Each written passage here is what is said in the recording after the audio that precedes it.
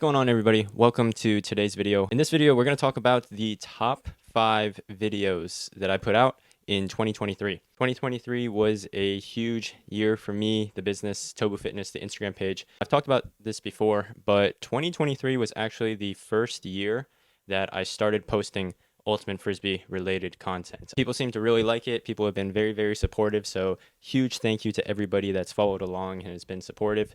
At the time I'm posting this, I've posted 274 videos. That's all within the last year. I want to rank the top 5 videos, the ones that were most popular to the most amount of people. Let's jump right into it. Number 5 was how to develop elite level deceleration. I analyzed this clip from Abe Coffin. This is from the 2021 South Central Regional Game to Go, where it's double wide versus Lotus. And when I was watching the film from that, I saw this clip of Abe Coffin coming out of timeout, just taking 3 hard steps and getting a ton of separation from his guy. So I knew I had to break down that clip. Let's watch the clip. Here's how to develop elite level deceleration. In this clip, Abe Coffin's in isolation. He makes an insanely nice start and stop move and gets very open. But notice it's just one insanely hard step he takes that takes his defender 5 steps to recover from and gets him a ton of separation. Let's talk about how to develop this. Level 1 is going to be isometrics. This is where you just get into a position and hold. So rather than your muscles shortening and lengthening, they just have tension the entire time. This is great because it helps develop the requisite mobility required, but also strength in those positions. Level 2 is now fast eccentrics. This is where we want to get the body used to rapidly contracting to stop us. This is a knee dominant split squat drop where I'm falling into a lunge and stopping right before hitting the ground. Then this is a rapid single leg RDL where the band tension is very high at the top and I'm trying to stop myself on the way down, getting a very quick eccentric contraction of the hamstrings. Lastly is overspeed training. So this is a banded lunge deceleration where the band's pulling me down into a lunge very quick and I'm trying to get out as quick as possible. Then here's the same thing with a little less knee bend so I can mimic steps and jabs that I might take in game. Moving in to number 4, you're going to see a theme of this ranking. Quick spoiler, it's a lot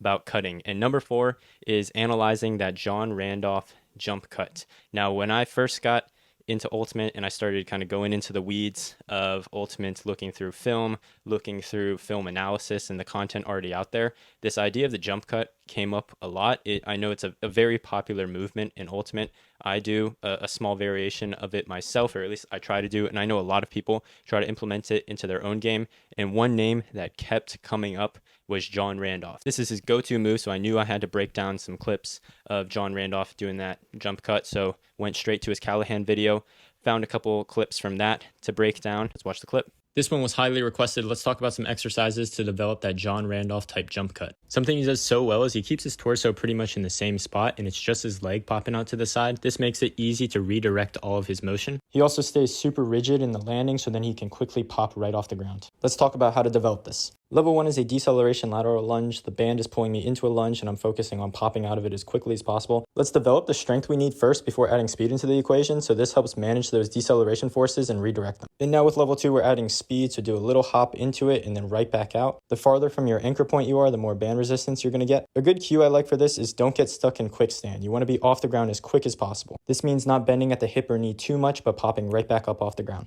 Coming in at number 3, we're breaking down a clip from Jack Williams.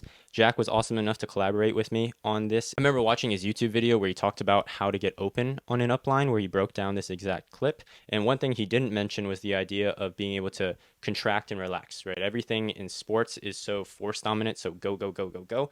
But timing and rhythm and the ability to relax during a cut is actually super elite. You see it across all sports, and that's exactly what Jack is doing here. Obviously, the fake helps out a lot. Where you are on the field helps out a lot. Situationally, there's a lot of things that are important, but Jack does a really good job of being able to relax and then contract into his cut, and that's kind of what we talk about. So let's watch the clip.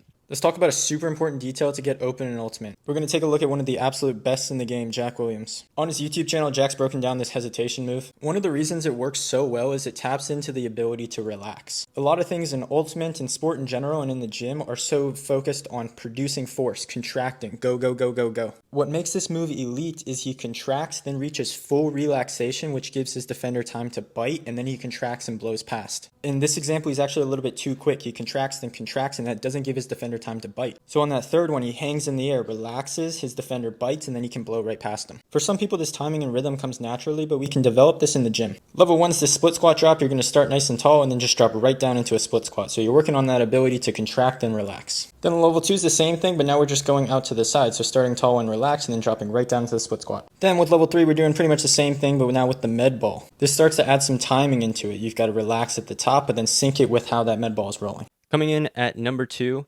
breaking down this Mika Kurahashi jump cut. One of my teammates actually sent this exact clip that I broke down into our team GroupMe, and I knew I had to do a video on it right away, so reached out to the videographer, got the rights to the clip, and then was able to break it down. I think it's a very good example of upper and lower body disassociation as well, being able to separate the movement of your upper body and your lower body, and it clearly works for a very good fake. So let's watch the clip.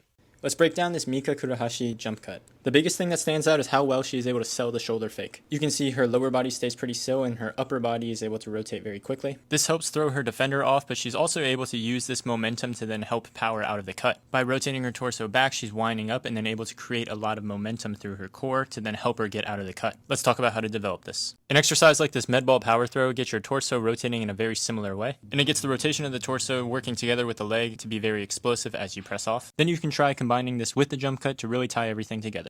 And lastly, that brings us to number 1. And as I said earlier, if you couldn't tell already, cutting is a very popular topic to talk about. And the top video was no exception to that. The most popular video was how to improve your cuts. It was just a very quick video that I recorded in a field talking about 3 different cuts that you can do. The jump cut is one of those, also a crossover step, and then a very, very common cut that you'll see that's not even really too fancy of a cut, but it's just taking 3 hard steps and then cutting back in the direction that you came. It's a very common cut that you'll see across all ultimates, and I just broke down a couple examples of that. So let's watch that clip. A good way to work on your cuts is to add them at the beginning of a sprint. Here are some things that you can try. First is just that simple jump cut. You're going to go into a jump cut, then into a full sprint. Second is that crossover step into a hard change of direction. With this, you're shuffling to look at your handler in the backfield. Then you do a crossover step to act like you're going to commit your hips to then taking off downfield. Then do a hard deceleration and change of direction back under. Then last one's a similar concept, a jump cut into a hard deceleration and change of direction. You could look at this as you're working on technique for specific cuts, or you could just see it as you're working on accelerating and decelerating. These last 2 cuts have very hard decelerations and change of direction, so whether you actually use these cuts or not, these things are really going to help you out in all of Ultimate. And that does it. Those are the top 5 videos from 2023. Got a ton more coming in 2024. We've got a ton more Instagram content, YouTube, podcasts, also got some programs coming out too, so definitely be on the lookout for that. But again, thank you guys so much for the support in 2023. It's been a blast. Looking forward to doing even more. Thank you guys for watching.